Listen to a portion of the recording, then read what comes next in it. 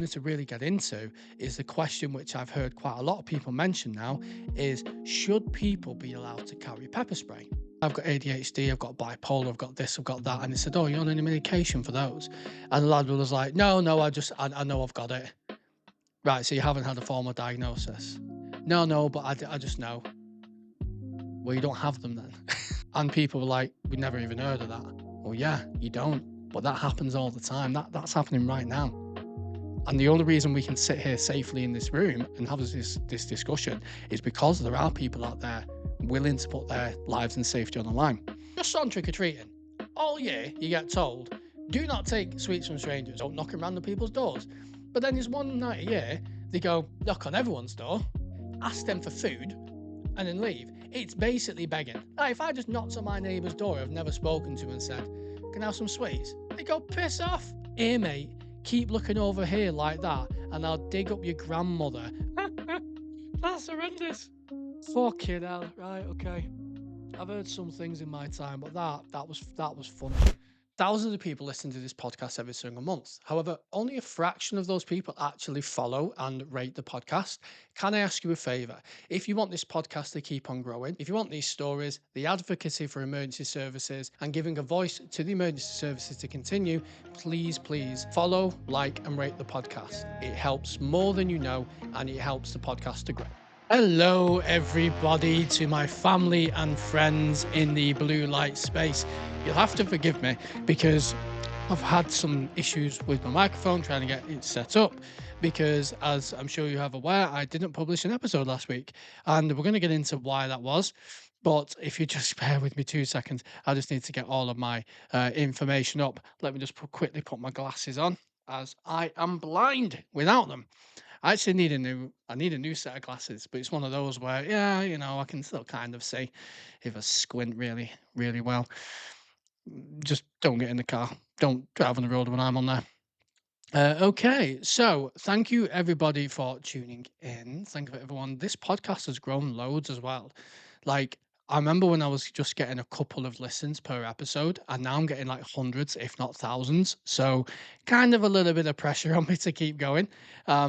But I mean, that's good. It shows that there is a want for this kind of content too, and not just in the sense of emergency services content where we slag off the government and we praise emergency services, but also I think because it's quite relatable, because you guys power the mission, you guys power this story as well, because as I'm sure we're going to get into, rants, accolades, relatable content as well is always welcome, is always, lots and lots of fun. And it's my favorite part of the podcast is hearing your stories. And I'm sure by now it's all anonymous. I sterilize everything so nobody can be holding to that professional standards office too. I'm starting to get some more NHS ones through as well, which is pretty cool. And I've been on a couple of quite big podcasts recently, so that has expanded my reach, which means that I'm now getting things from abroad. In particular, I've got some stories from a Canadian officer, which I'm sure you will really, really enjoy. And when we get into the actual fitness tests and fitness requirements, what the Canadian police have to do compared to what us lovely British officers have to do, it'll be very, very interesting and quite telling as well, really. But yeah, so it's been just a solo episode this week. I thought, why not go back to my roots? Why not go back to basics? I love having guests on, but you know what? Sometimes I like to just shoot the shit myself, and I like to just give a little bit of me, a little bit of my personality and my prowess and my, I don't know what the fucking word is. Anyway, I'll probably cut this bit out. I probably won't. Uh, but no, it's great. I like doing the solo episodes because it's a way for me to just express my own thoughts and feelings without really having input from somebody else. As much as I enjoy having guests on, I've got a couple of guests in mind who hopefully are going to be able to come on in the next couple of weeks. But I like it because it allows me to just air my own thoughts. It allows me to air what I'm thinking, what I'm feeling. And with all the input I get from people in this space, it's absolutely invaluable. So, let me just have a quick look, see what we've got going on today. All right. So The reason why I've not been as active this week, well, last week, is because, in honestly, I was starting to feel a little bit burnt out.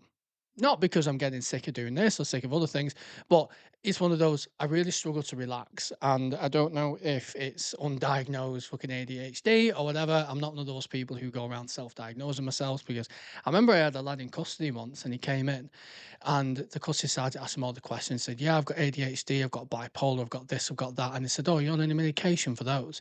And the lad was like, "No, no, I know I've got it." Right, so you haven't had a formal diagnosis? No, no, but I just know. Well, you don't have them then. You have to be formally diagnosed, you bellend. But hey, I'm sure there's probably something underlying, which is one of the reasons why I really struggle to relax. And with that almost compulsion to be productive and to do things, I found I was just burning myself out a little bit. But it wasn't necessarily my own production schedule, as in the podcast, the YouTube channel, the writing of the next book, the stuff online, the reels and everything else, as well as the articles and everything else, all the other plates you have to spin, as well as being a father, being a boyfriend, and my training and my gym work as well. I was doing a lot of traveling actually. So on Monday, the first Monday in no, it wasn't. It was Wednesday. The first Wednesday in October, I went down south. I went to South Grisdale, I think it was called, just below London. And I went on a podcast called The Dozen, and that's by a guy called Liam Tufts. Now, you may have never heard of Liam Tufts, but I'm sure you will have seen the video which was going round. He's the guy who, at the Epping protest, I believe it was, the officer refused to shake his hand, and Liam Tusk got quite upset about that. So we discussed that on the podcast. We had that discussion as well as all other things relating to policing, relating to emergency services, mental health, strap for numbers, staffing, you name it, we spoke about it.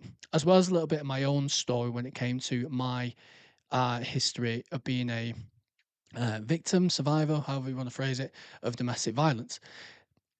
I was actually quite worried about opening up about that because of what I had to do to protect myself. And I thought some people would be like, oh, this person is a woman beater, this person's this person's that. But that's not the case, actually. I was a little bit apprehensive about opening up about it. But I suppose that's kind of the point of what I wanted to get across is that we view male victims of DA and female victims of DA very, very differently. And Liam asked me a few, not disrespectful, but questions about that. He basically said, "Well, why did you have to strike your ex-partner? Why didn't you just walk away?" And I said to him, "Well, if I was a female and my boyfriend attacked me and I hit them and I called the police, would you have asked that question?" And to be fair to him, he said no. So I really liked that conversation because not only do we get into the nitty gritty of policing, we also discuss things such as would I have shaken Liam's hand? And my answer was no, basically sticking up for that officer, but also giving some more context surrounding it because unless you're in the emergency services, you don't know the pressures of the emergency services. And he only sees the police, well, he only saw this in this particular sense, as the police were, dancing at Pride. They were quite left leaning as an organization when the police are supposed to be apolitical. But yet when he went to shake the officer's hand, he was refused. Said, "I'm not shaking your hand." And I explained to him, well, you are there as a political ally to the right. Whether you intend to be or not, that's what you're there for. And when I explained the pressures what the officer would have been under to not show any fear or favour, but then I also acknowledged Liam's discontent when it come to the way how we see police supporting certain causes in the media. I think he understood that, so I quite enjoyed giving that bit of context to his podcast, to the public, to the people that listen, to his audience, and also to him as well. It would have been very easy for me to say, yes, I would have shaken your hand, that officer was out of order, but I would have been selling out them. And that's not something I believe in. I've had quite a few different podcasts or different even sponsorships try and reach out to me and say, we'd like to sponsor this and that. But it's not something which aligns with my values. So I'm not going to do it. Um, I don't want to get to the point where I'm saying yes to everything for the sake of money and alienating my core audience, which is the people who go out there every single day and who put themselves in harm's way in order to protect the safety and lives of other people. So you're not going to get that from, like, I can't be bought unless it's something I agree with and it's something I find genuinely interesting. I'm not going to do it. So we did the Liam Tufts interview. That was really good. And then the week after, I went on trigonometry. Now, if you're part of a newsletter, which you can get on. I will link it in the description. And when you sign up, you actually get 30 days of free support where I send you an email every day, and it's stuff to do with health, well-being, mental health. Just like little free resources. There's obviously a link in there to look at my video course, which I've done. Which more on that in a little bit of how that's going to be changing. But the newsletter, if you have seen that, you would have seen that I went on trigonometry. Now, trigonometry has been a massive goal of mine. I've wanted to go on that podcast for years, mainly because I enjoy the podcast and I watch it a lot and I really, really enjoy it. And I think Constantine and Francis, you may not agree with everything they say, and they do challenge you. As you may have seen on the episode, if you've seen it, they challenged me on a couple of things I was saying, requiring evidence, anecdotes, and just a bit more fleshing out. And the podcast itself was actually really, really good. I really, really enjoyed it. The drive there, however, was a fucking nightmare because my clutch started breaking. Now, trigonometry was a 400-mile drive for me um, in total. So it's about 250 miles there, probably about 250 miles back. So probably about 500 miles. And what happened was I got an hour into the drive playing an album. It was Architect's album, actually, because I'd recently seen them live. Great band. But unfortunately, what happened was my clutch started breaking. So then I didn't have a first gear. Then I'm driving to like a very, very busy area without a first gear with lots of standstill traffic. Reverse was a nightmare. My partner rang me and said the dog's been kicking off. So I had to sort that out.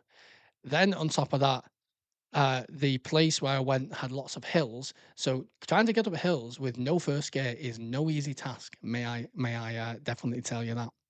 And I'm thinking, oh, this is gonna be a £500-600 bill. Turns out it was just a clutch cable that needed tightening. So we didn't have to fork out for a new clutch, which was amazing. And it cost us 50 quid rather than £500-600 at a minimum. So I was very, very happy with that. And it wasn't my car, it was my girlfriend's car. And actually, my girlfriend's car is newer than mine. So we took my girlfriend's car thinking, oh, we'll take that car because that's more reliable. How fucking foolish were we? To be fair, it's always been dead good, that car. She drives a little Hyundai i10, and it's dead reliable, dead good. But for some reason, on this day, it was a nightmare. But even after I finished the interview, and I'd been on the road for about 6 hours in total, because I got there at 12, no, yeah, about 12, 1 o'clock, and I set off from home at about 6 in the morning. So it was a long ass drive.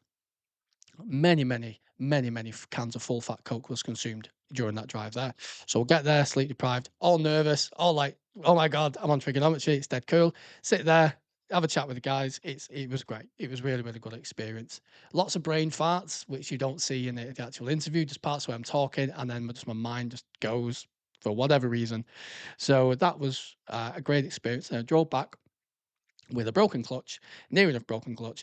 And the best part as well of that is I was in a new area, didn't know where I was, and Vodafone's internet completely went down. So I had no Google Maps. So I had to call my girlfriend and I had to say to her, tell me the junctions I need to get off at.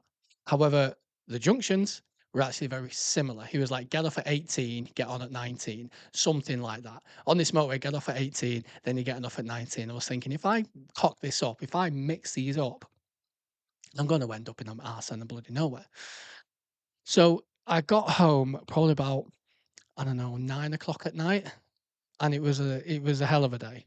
But I did that, and then what else did I have on? The week after, I then went down to the Telegraph on the Monday, which was a really good experience actually. The lady who I can't remember, the Camilla Tatanuma, I butcher people's names, and if for whatever reason she happens to listen to this, I really, really apologize. But honestly, the people at Telegraph were so nice, were so lovely, were so accommodating. Really, really great set of people who I got to speak to. And that was a 30-40 minute interview. A lot of it got cut. We spoke about stop and search, we spoke about domestic violence, spoke about a few things. And I think we were talking for about 45 minutes, but they only could use like 25, 30 minutes for the episode. So quite a bit of it got cut actually. But so they kept the best bits, which obviously was great. I've got a few other little podcasts coming up. There was Haley who was on the podcast recently, who does the Spin Justice podcast. I'm going on hers on Thursday. Really looking forward to that. And then there's another lad called Daniel Hodgkinson. He does one called the Hodgecast. I'm going on that in December. So lots and lots of good things. But as well as all that, I also then have my normal production schedule, add everything else. And I also did a 2-day event in Leeds, which was the AATA, Authors at the Armories, I think it's called, um, festival event, which was the Friday and Saturday, which was long days at a stall, talking to people, networking, a lot of social energy, selling books, talking about your work. But one thing I really enjoyed about that, it wasn't just the connections I made and the people I got to meet who were absolutely fantastic. And there was quite a few people there who would be like, "Oh, I've been following you for years. It's great to meet you." Like that was quite surreal. Like, "Oh my God, that's really, really cool. Thank you so much for coming out to see me." There was one lady from America as well. Like she traveled for the event and then she's like, "Oh, and I follow you." I was like, "That's incredible." But what was really nice about that event is I've written a lot of crime novels, well, not true crime, but crime inspired by true events, should we say. I've drawn from experiences of my time on the front line in the police and through investigations. So they're quite dark, quite authentic. Quite a few people have said you've captured things in those books which I've never seen captured before, such as saying death has its own unique scent. Not a lot of people know that unless you've been around dead bodies.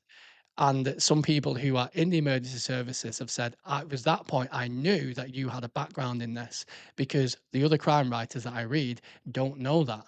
So little things like that. So it was really nice to be able to speak about my old work and highlight, my passion I have for crime fiction writing. And I'm definitely going to do more of it. I've got currently, like I said, I've got The Job's Fucked, which is out. I've got The System's Fucked, which is currently in progress. And then I think I'm going to step away from the true stuff. I'm going to pursue my passion a bit more on the crime thriller, the crime writing. So absolutely, guys, watch this space. Be dead, dead good. I also did my first ever in-person event, which was surreal. And I was stood up there. It was only a small group of people, it was 20, 30 people there, which was ace. At my local library. And this had been booked in for a little while, and honestly, I hadn't really prepared very much for it because I just didn't have time. So a few days before, I'm sat there going, right, I've got an in-person event coming up soon. I need to make sure that I nail this. This video was sponsored by my best-selling police memoir, The Job's Fuck Secret Diary of a Police Officer. After 10 years in the police service, I finally left and I decided I need to speak out. This book does a deep dive into police corruption, the real reason why the police force is falling apart, and things you will never hear in the mainstream media. You can check it out in the link in the description of this video. You could also grab some merchandise and support me on Patreon. And now, without further ado, enjoy the video. So what happened was I was stood there in front of people and I was like, fuck. Right. I've been introduced. I've now got to fill 45 minutes of talking and then a bit of a Q&A afterwards. So I'm like, right. So I made this slideshow, and you know what? It went and speaking about the police, speaking about my own experiences, speaking about some of the stories which people send in to me. We only ever hear about the police when they do something wrong or a really nasty incident, but it's the incident that takes precedent, and that's what we're going to get onto in a minute. It's the incident that takes precedent and not the amazing work what the emergency services do hour by hour, day by day. And I read out some stories, and people were like, "We never even heard of that." Well, yeah, you don't, but that happens all the time. That's happening right now. And the only reason we can sit here safely in this room and have this discussion is because there are people out there willing to put their lives and safety on the line to keep us safe.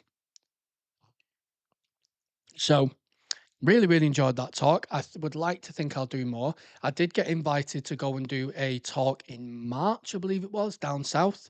But it's like one of my really good friends' wedding that weekend, and I, I can't miss that. I can't. For all as much as I would love the opportunity to go and do another public speaking event, I just can't. Like I said before, it's got to be interesting to me. It's got to align with my values, and it's got to feel right to be able to do something before I'll agree to do it. So Amazing. Right. That was my little thing for absences. So as you can tell, I've had a lot on these past few weeks, and I put something on my Patreon, basically just detailing everything I've just said and saying, I'm feeling a little bit burnt out. And quite a few people messaged me saying, "Have a week off, have a few days off." So I did have a week off, so to speak. I still did work, but I just massively reduced my production schedule just to kind of recharge because I tried going back into it straight away. And this is the thing with burnout is you don't know it's burnout until it kind of creeps up on you. And only when you've got a point of reference where you go, I used to function like this and now I'm functioning like this. And if you don't do something about it, the functioning how you function now becomes the norm. You are very burnt out. You're not as productive. You're not as sharp. You're not sleeping as well because you are being overworked. And I practiced what I preached a little bit with that. So I can't say to you, if you're feeling burnt out, do something about it. If I'm feeling burnt out and I don't do something about it. And that's why I'm happy to be back and I'm loving being able to be back and talk to you guys. Okay, so let's get on to the story of the week. So, unfortunately, it's very doom and gloom as always. But hell, it is the nature of frontline emergency services. I'm going to talk about the stabbing, which has happened in Cambridgeshire, but not necessarily the incident itself. We've heard a lot of what's happened. I don't want to talk about whether it's a foreign national. I don't want to talk about whether it was a fucking uh, like Axel Rudy Cabana, where he is a British national, but his family for fucking God knows where. I don't want to talk about that. I'm not even really going to talk about the victims to a great extent, other than I hope the people who were affected by that pull through because that's an awful incident. What I wanted to talk about in relation to this, as well as thank you to the emergency services that turned up, that must have been a hellish incident to attend. So if you did attend that, please by all means let me know and let me know what you were faced with, and I hope you're all right.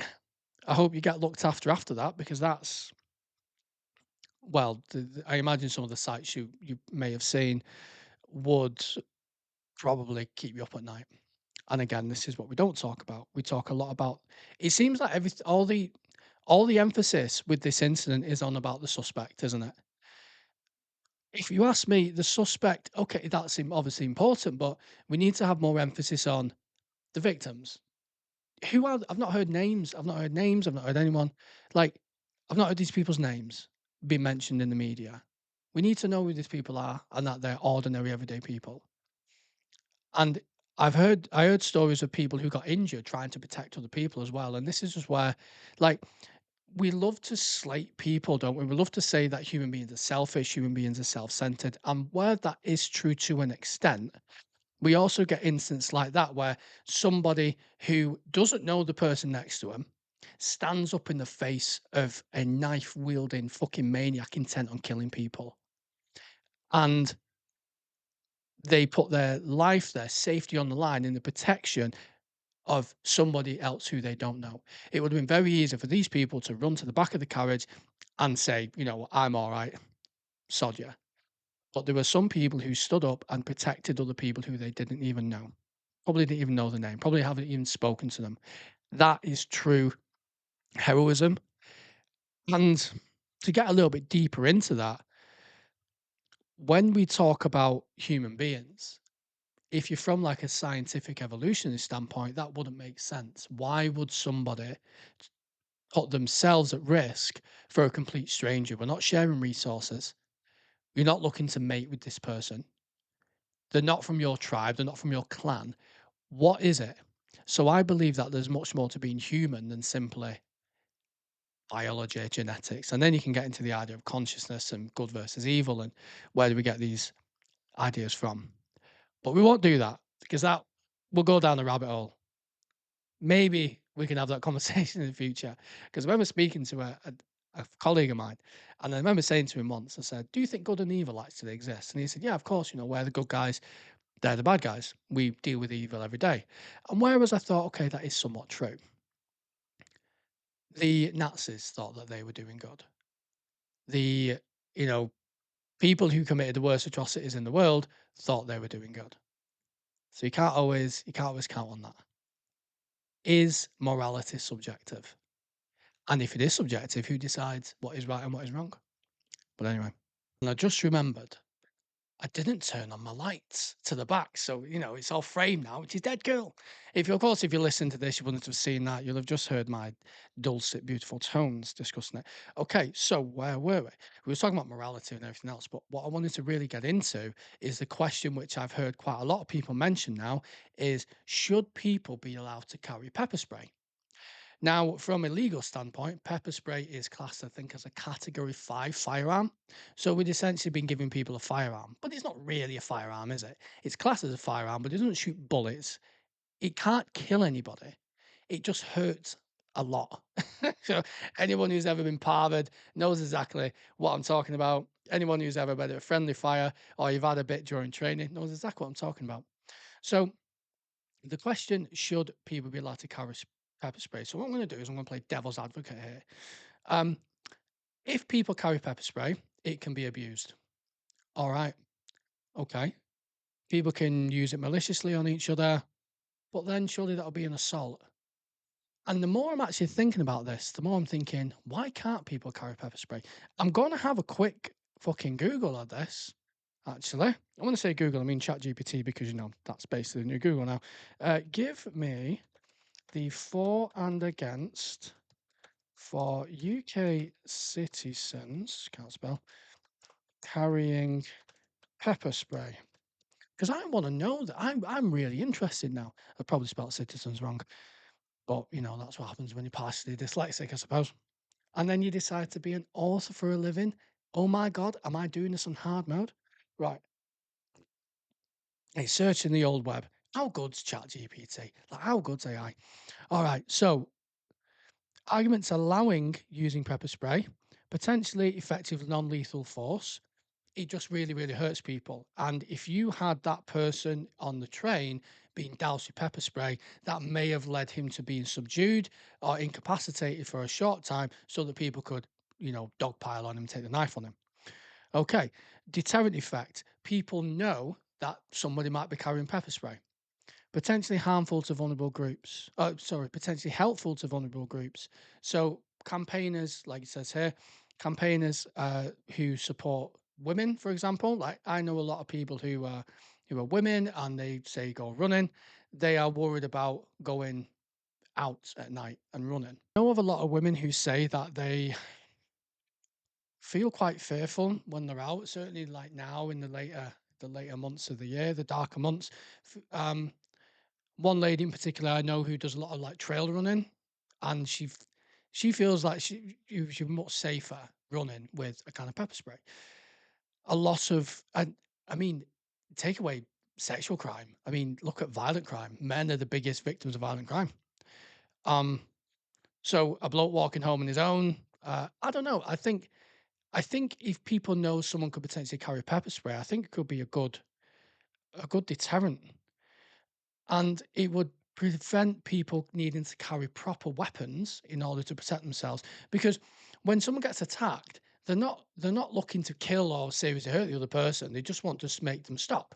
They want to make them stop so that they can escape. If someone gets a good face full of pepper spray, then it fucking hurts, and you can't see, you can't hear for a short period of time. Lower escalation of risk than a firearm or a knife. Now, let's have a look. Again, the arguments against it, criminalisation and legal risk. Because they're currently illegal, carrying pepper spray exposes civilians to criminal charges, even if used in self-defence. Okay, but if that goes out the window if you allow people to have it. Risk of misuse. Could you steal the spray and use it against the owner or others? Okay, well, that would just be an assault. And it's the same as them attacking somebody or using a weapon. So I don't really buy that one. And I'd rather be hit with pepper spray than a bat or a knife. Okay. Collateral harm health risk. Yes. Okay. They can potentially have collateral damage. They can, you know, get someone who wasn't the intended target. But I think generally, if it's one person attacking another, then the collateral damage is going to be quite short lived. And not only that, it doesn't last for ages. There's no long lasting damage. Yes, it hurts and it hurts a lot. but it doesn't leave long lasting damage. We're not talking about shooting a gun, which, if it misses the target, can have lethal consequences on someone else. Accuracy and training issues. I mean, I imagine there'll be plenty of self defense classes pop up if you are allowed to use pepper spray. And let's be honest, it's not that hard. You pull the cap off, you point at someone, and you spray. All right. Enforcement. I mean, I can see this one because if it becomes legal, then companies will start making it. And if companies start making it, you don't know what's in it. So it would have to be regulated. Um, Unequal impacts and misuse against minorities through misuse, escalation, or bias enforcement. I can't see that personally. I mean, I might be wrong. I might be wrong, but I can't really see that there. So, with the pepper spray argument, I can't really see much against it, to be honest. So, in my opinion, I think it's non-lethal. It doesn't leave any lasting effects. It can be a very powerful distraction and incapacitant to somebody else. Not a true incapacitant, but you know what I mean. It would give people more sense of safety and security if they're going out. It's a distance weapon as well. So somebody doesn't need to get right in your face before you can use it. Such as like self-defense, obviously. You're using self-defense, someone's going to get close to you. And plus, if you punch someone or you hit someone, you hit them wrong, or maybe your technique's a little bit off, you can actually hurt yourself as well. And punching someone in the face may cause someone to, it could kill them. One punch can kill. They can hit the floor, hit the head on the floor, they can then obviously die.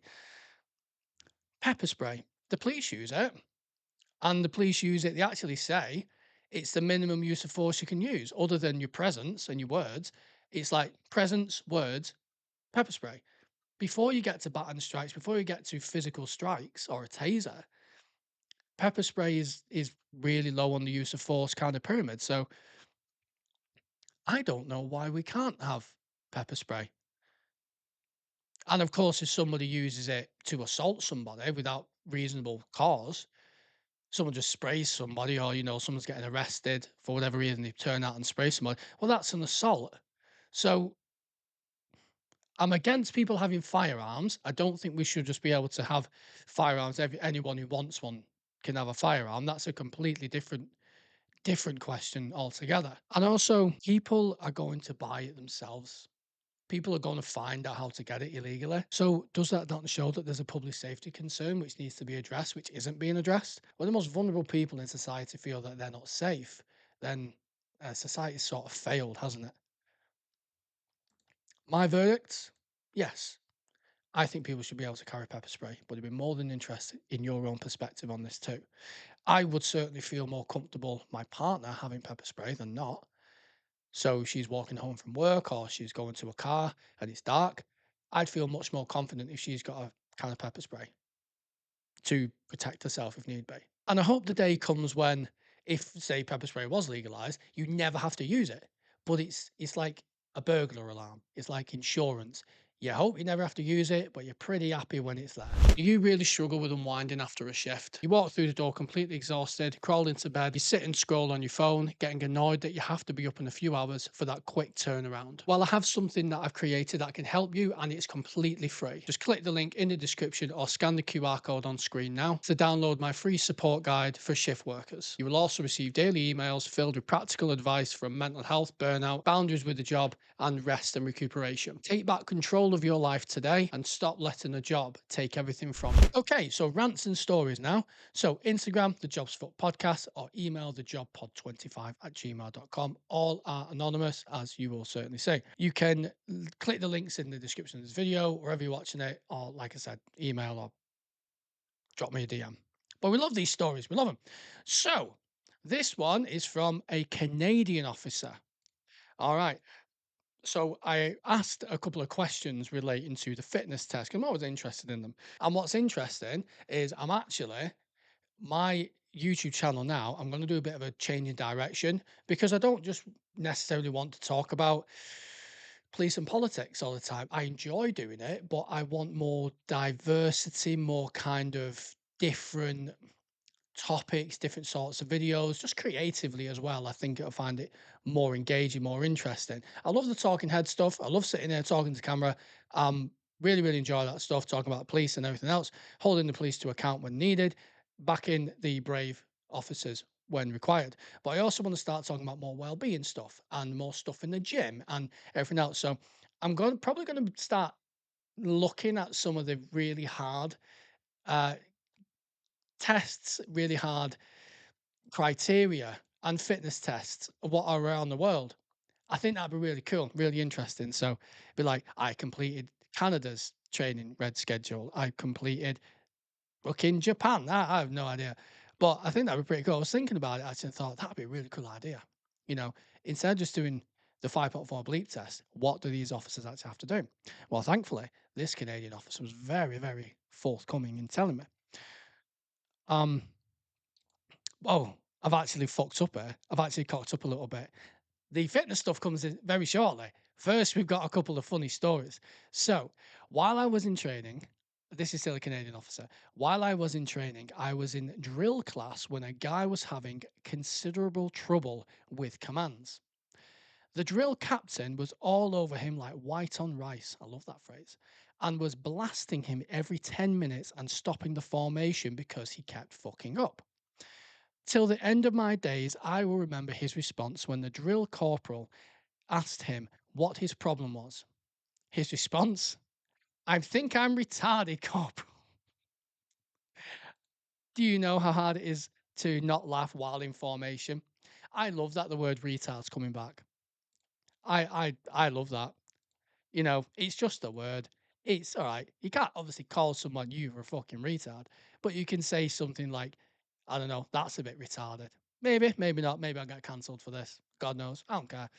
But yeah, I've noticed the word retard's coming back. It's making a resurgence back into the zeitgeist, however you say it. But anyway, I welcome it. There was another one. I was very, very junior in service while standing outside a bar at my first. Oh God, I've read this one. This one's grim. If you're eating, then yeah, can't say you won't want. I was very, very junior in service while standing outside a bar at my first posting, monitoring the bar crowd as they had left for the evening. A very young and attractive girl came up to me and was started chatting. The crowd was loud and I could barely hear my radio. This will come into play later on. Love a bit of foreshadowing. This lovely lady asked if she could rub my head. And of course, I said yes. After the deed was done, she disappeared into the crowd. 30 seconds later, one of the guys on patrol with me came up and said they just watched a girl that rubbed my shaved head give a handjob to a guy in the back alley close to the bar and were frantically telling me over the radio to not let her touch my head. Needless to say, I had a very, very long shower after work, got an earbud for my radio, and never allowed something like that to happen again. From that day on, you were known as Cumface. Unlucky, pal. Maybe in the future, don't let random women touch your head. That's all I'll say to that. So always be conscious when you let random people touch your face or your hands. I just started doing the elbow. It happened during COVID because obviously you couldn't shake hands and stuff. Great opportunity to be like, oh no, if I think you're a bit minging, I'll just give you, a little elbow touch. That's fine. If you seemed all right, I'd shake your hand. But anyway, right, next one. While I had a ride along with me who was my close personal friend and served in the USMC as he had a dual citizenship. Don't know what that. Oh, US Marine Corps. Okay, cool. We got a call on the back line from a hospital saying they needed a car up to the ER station sharpish. The understanding was that the hospital called on the back line, it was to stop everything fucking right now and get there to hospital as fast as we could. So I get up there first and I speak with the charge nurse about the problem. She points out a fellow with nothing but a hospital gown on, and I identify myself as police. I then wanted to know what was going on. I asked the guy for his name, and he said, I'm fucking God, and took off running. Right? I just had a vision of his ass out. He's running, he's got his gown, and he's just bums out. The ride along and I tackled the fellow and got him into the hospital gurney and restrained. It turns out this person's name was Princess, and he certainly did not act or look like one. Now that I think back to it, with all the mental health patients I've dealt with on duty, I can say I've wrestled with the best of them who went by the titles of God, the fucking Easter Bunny, and Santa Claus.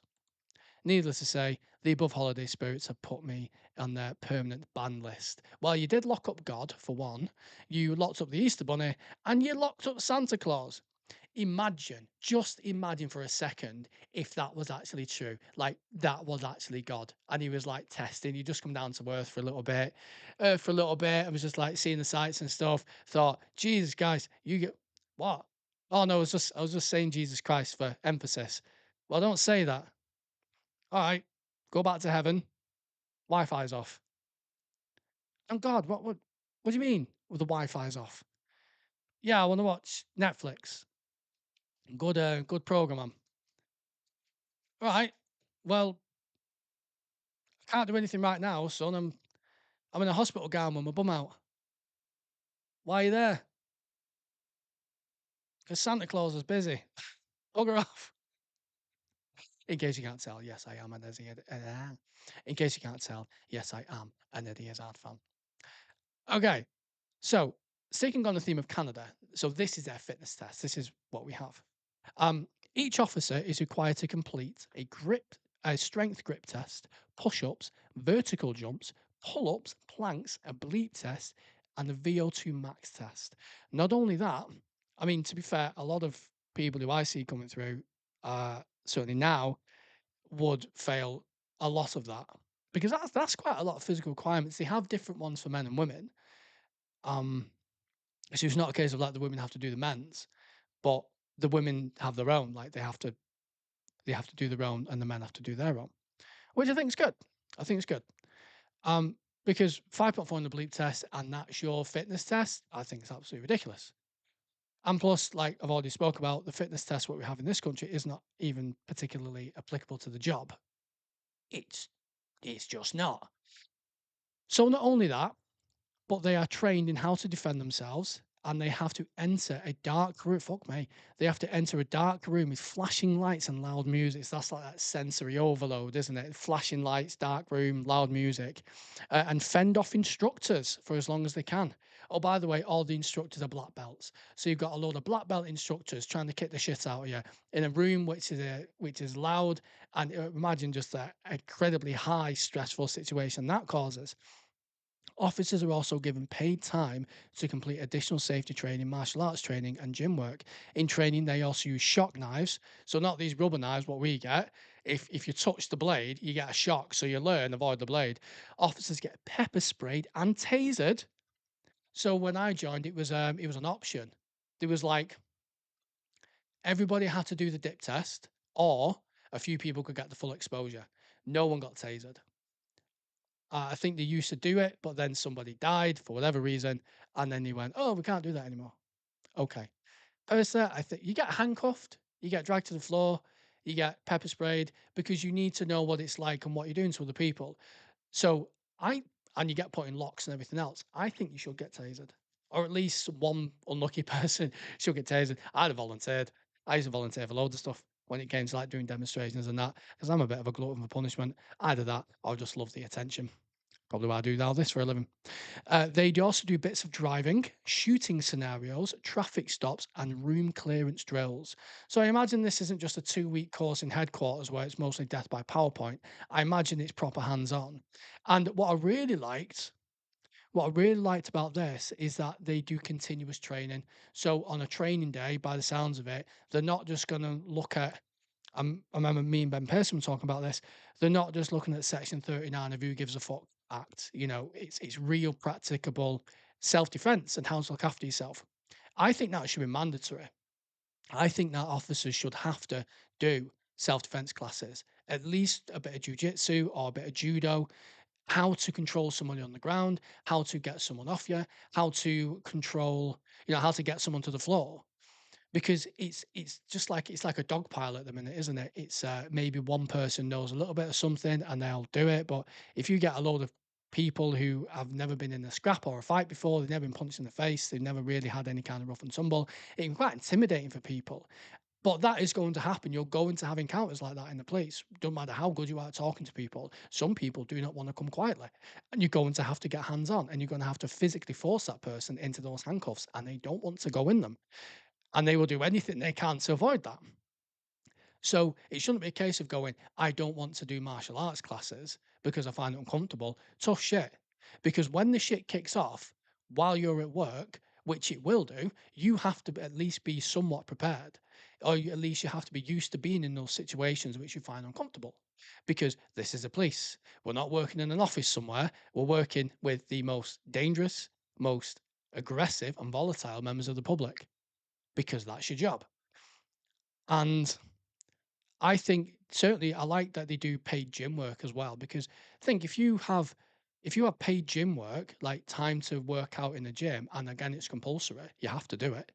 That will improve officer morale. It will improve officer camaraderie as well because you're all working together.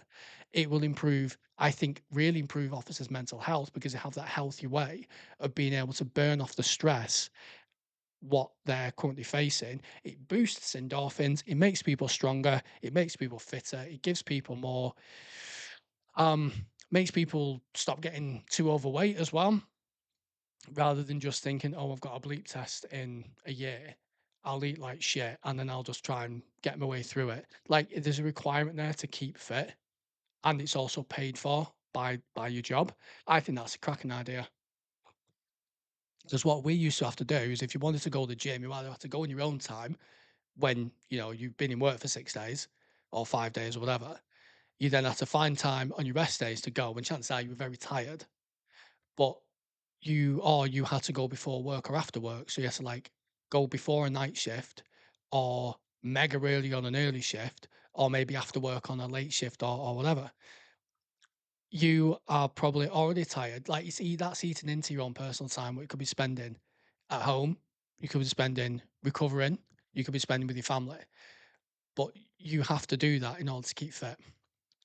Um, and plus the gyms weren't the best either. They weren't really funded. It's like officers would fund it themselves, or they would certainly run it themselves. They'd keep it clean, they'd keep it tidy.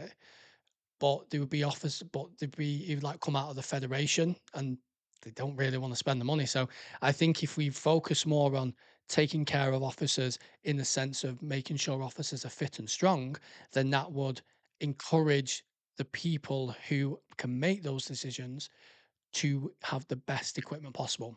I think that's a great idea. I think we definitely need more of that in the UK. A system which actually really cares for their officers, not just say they do, but actually puts the training and the things in place for the officers to properly protect themselves and look after themselves. I think that's a great idea. Also, this person told me that in Canada they don't specifically have custody suites either. And if there are any Canadian officers listening, please let me know. So if someone's arrested, they're generally charged like on the spot and they're released with the paperwork. So if someone is arrested, they are released with the paperwork there and then, or they're taken straight to jail.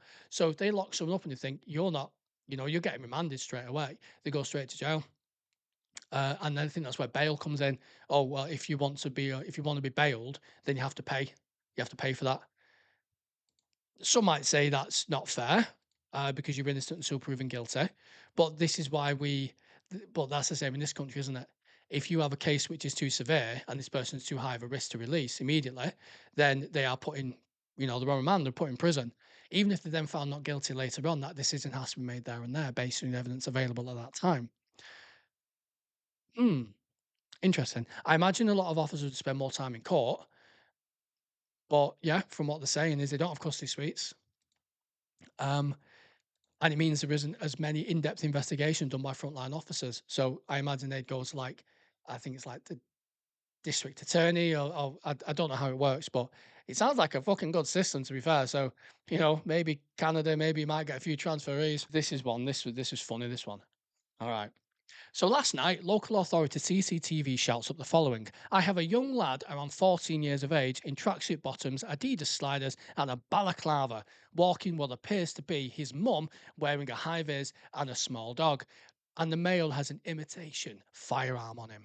The control room supervisor then passes out for observations whilst a helicopter lifts and begins searching the area and firearms authorities given for an armed inquiry if located. Meanwhile, every officer in the LPU is sitting back thinking, what the fuck? It's Halloween, for God's sake. This also went on for an hour and a half. So basically, you got some trick or treater walking around with his mum with a fucking gun, pretend to be some like roadman or bad man or whatever. And then they get all the cops from around the like, imagine that. Put the gun down. Oh shit, it's not real. Like, I was just asking for sweets. Oh, you know what I mean? Just like any other night of the week, any other night of the year, somebody walking around with an imitation firearm, of course, that's a justified response because you don't know if it's an imitation firearm or whatever. But the very fact that the person on the radio, on the CCTV said it's an imitation firearm on Halloween must have made you think, maybe it's just someone trick or treating. Just saying. And also, if they knew it was an imitation firearm from the CCTV, well, there's no risk there. It's an imitation firearm. And the fact he was with his mum, and anyway. Oh, however, that said, 14 years old, around 14 years old, he could have been a bit younger. Um, Going trick or treating, like my son's 12, and he went trick or treating, and I'd say that's probably the last year he'll do it because he's 12.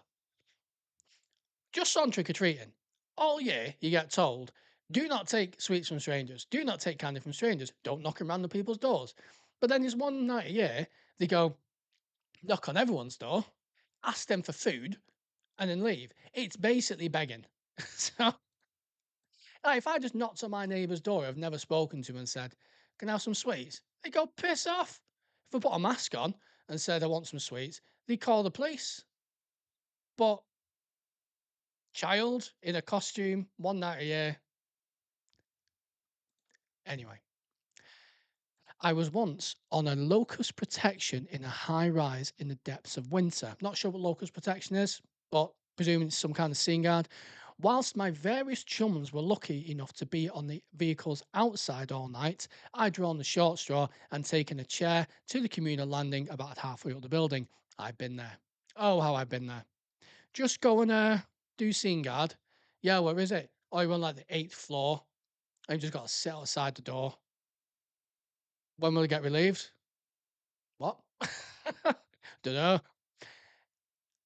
Short straw of the taken to a communal landing halfway up the building. Getting to around 1 a.m. with no sign of a break, I was getting rather hungry. Now, knowing that I'd be on a focus protection that night, I'd come prepared. Focus protection. Oh, so he spelt it wrong. It said locus protection, but it's actually focus protection. My fault that. Well, it's actually their fault, but anyway. Uh, I'd be on. No, it said locus there as well. Right, someone's got to clear this up for me. Are we talking about focus protection, which would make more sense because you're focusing on something, or locus protection, where you pretend to be a praying mantis? I should have thought of a better joke for that, but it was on the fly. What can I say? Leave me alone. I'm only little. Self-heating. Oh, okay. Um, Protection that night, and I'd come prepared with a self-heating camp meal that I had to spare. Because we've all just got them lying around. I set the bag off cooking with. I didn't know they did self-heating ones. That's cool. I set the bag off cooking with the accompanying self heat pack and it began to kick out a bit of steam. So I popped it in the stairwell vent area. The food cooked and I ate. Then, around 15 minutes later, I get a point from one of the cops outside. They tell me that the fire saw fucking hell. They tell me that the fire service has turned up for a smoke alarm activation on my floor. I told them there was nothing of note and I shrugged it off. But as I looked up, I saw the silent red flashing alarm above my head. Minutes later, two waterfarers, can't say that, get in trouble. Two waterfarers in full apparatus appear and burst into the landing. They look at me, I stare at them. They then look up at the alarm and back at me. I played it cool, saying I'd not seen, heard, or smelled anything. They looked at each other puzzled and then left. No doubt, they thought I'd been having a cheeky vape or similar. I let the whole situation blow over and fessed up to my colleagues 2 weeks later. Mid-tier cakes were delivered thereafter. I mean, that's just bad luck, that. There's some sensitive smoke alarms. I used to have a cheeky vape when I used to vape. I used to have a cheeky little vape here and there when I'd be on a scene guard. I did it once actually. I did it once at an incident. We'd locked up some lad, and every man and his dog was out, and CCTV was on it and stuff. And anyway, once the lad had been locked up, I whipped out my vape and I started vaping, and then my sergeant clocked me, and the cracking bloke, this sergeant, and he went, "What are you doing?" I went, "Oh, sorry," and that was it, or at least I thought that was it. Anyway, the next, what was it? I think it was when we got back to the station. He just went back room. Now I was like, "Oh, for fuck's sake!" And he gave me a proper bollock, and he's like, "The superintendent could have been watching. It looks unprofessional. You do that in your own time. You don't do it when you're in the middle of an incident." I was like, "I'm really sorry." Yeah, so I got a good bollock, and you know what? It was completely warranted as well. He's retired now. That side. It was a cracking guy, really cracking bloke. Um, okay, so last one in custody. Not even my suspect. Not so. Oh, so I know what this is. So I'll put out a call, basically saying like, "Tell me the best insult you've ever had," and I got loads. I got loads of them. Some of them really, really funny, but I picked this one. I'll dig out some of the others to read out next week. Next time. Um, I mean, I've had some cracking ones, but this one here, this one isn't just vulgar. It's also quite creative as well. So in custody, not even my suspect, not so much as an insult, more a what the fuck moments. Here, mate, keep looking over here like that, and I'll dig up your grandmother and fuck her in the ass.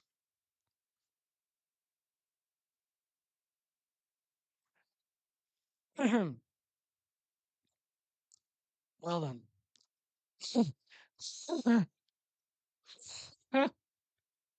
Fuck me.